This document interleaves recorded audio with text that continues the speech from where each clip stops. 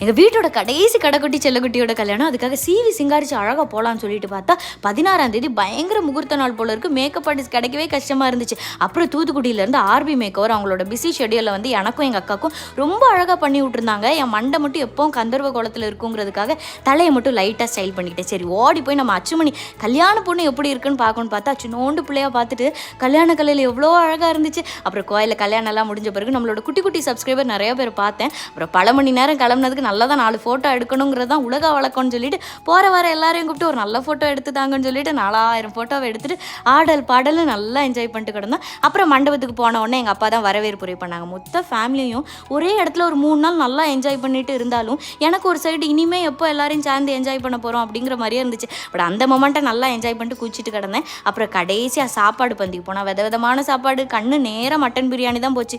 என்ன டேஸ்ட், அருமையான சாப்பாடு, சுற்றி நல்ல மக்கள், வேறு என்ன வேணும்